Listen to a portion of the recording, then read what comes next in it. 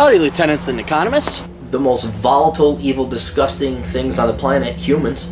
If you have a video request, you can always go to assholeconsulting.com. Yeah, I am gonna charge you, kids. And that is the importance of not fucking up. You are such an asshole!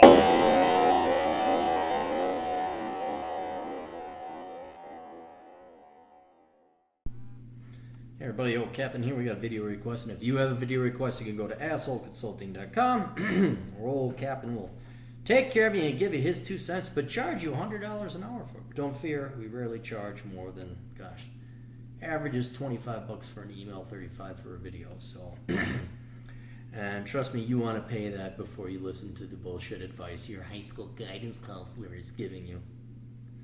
Dear Cappy, my name is such and such. I just turned 30. I want to ask you for a video response. Blah, blah, blah. Just crossbone. Robert Foss had field day.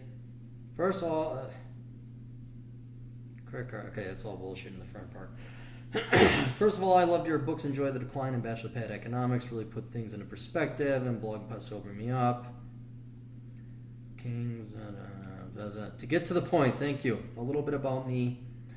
I was born in Kiev, Soviet Union. My parents moved to the United States when I was 10 in 1995. Worked and studied in Denver, where I am right now, Colorado. First shoveled gravel, then helped my dad with his flower business. Then was making good bucks as an ice cream salesman while studying at the University of Denver. Wish I had worthless before I majored in finance just like you. As auditor after graduation, job got outsourced. Tried odd jobs, worked with the census, tried my hand at insurance sales. I sucked. In 2008, I worked for Obama's campaign, so I share some of the blame for the decline in being a naive lefty in my college days. But thanks to reality intervening, are you leftists paying attention to that? You don't care about reality. And being broke after Obama became president. You know, Obama didn't just give you free fucking money? He didn't pay for your mortgage, your gas, and all that other shit? Come on, you know what? You're probably just privileged. Are you white? You're privileged. Stop whining. No white men are broke. What are you talking? But thanks to reality intervening and being broke after Obama became president, I got out of Dodge. Hence, I moved to Moscow, Russia. Have been teaching English to both corporate and private clients, as well as a little bit of financial consulting. I am fluent in Russian and know some Spanish, which makes me useful to Russian people in the oil and gas business who actually produce stuff. I opened up a foreign bank account to keep my minuscule savings, as you suggest in your book, and have been self-sufficient for 5 years. Life in Russia is very different, but I love the 13% income tax here, though the 18% VAT tax is a pain in the ass when I go grocery shopping. Food here is cheaper, as well as public transport, electronics, and clothing are more expensive. Have attached a cost of living comparison. Previously was earning almost $4,000 a month in 2012, was paying off my student loans, but after sanctions were imposed last year over the Crimean annexation, the ruble collapsed and my monthly earnings fell to the equivalent of $1,500, with rent eating up $500. Plus student loans of $30,000, $2,000 in credit card. Worked as a stockbroker for a while, made peanuts, went back to teaching. Also on my own small translating business for 4 years, which is unpredictable. Sometimes grosses only $300 per month, sometimes $1,000, but growing it slowly through word of mouth, online advertising. However, my ultimate goal is to be a fictional author. I currently have 2 books in the pipeline. Have published some poetry, made spare change at corporate parties. Big hit with the ladies. I am working at least 2 hours a day on my book every day. Good. Videos about self-publishing, help, blah, blah, blah. Jeez. Main upside of teaching English, like with the graveyard security shift guard, is that while I work in the mornings and evenings, my days are often free and I'm able to practice day game, approaching girls at cafe, public transport, as well as look on my book. Finally, my question to you, Cappy, is now that my flatmate will be moving back to Canada in November due to his passport expiring, it would be convenient time to move back to the States. I do not particularly miss the States, as I remember the dating there sucked compared to Russia. Where using Russia's day game, I achieved moderate success with girls, but I'm tired of having to get work visas and feel like an outsider all the time. Thanks to the internet, I can pursue my writing goals and business over Skype anywhere, but losing all the business contacts I have built up in Moscow will be painful. Plus, despite the U.S. labor market still suck, I would probably earn more money in the States.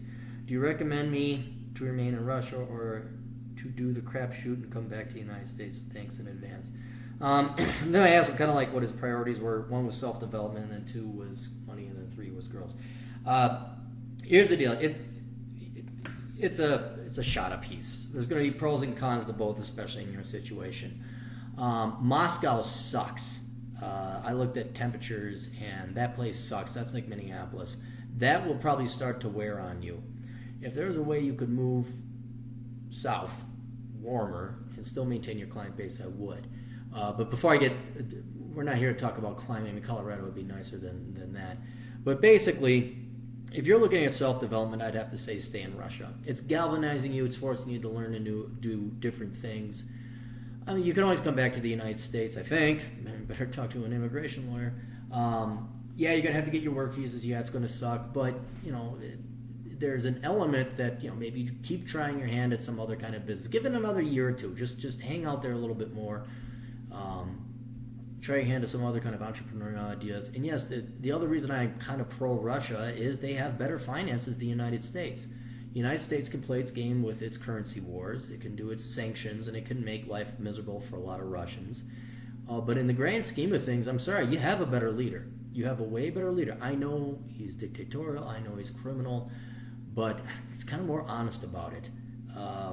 But beyond Vladimir Putin, I look at Russian finances and their way. Yes, much more susceptible. Please, you fucking idiot, wannabe economist, don't fucking. The oil price is going to get natural gas. Yeah, I know. But the latest figures I looked at, which is earlier this spring, Russia had pretty darn good finances, certainly less debt. So, hang on another year or two if you can't make it. All right, fine, come back to the U.S., but, the pros and cons are going to be here, too. You might be able to find a job a little bit easier. The economy has gotten slightly better, not necessarily for younger people. And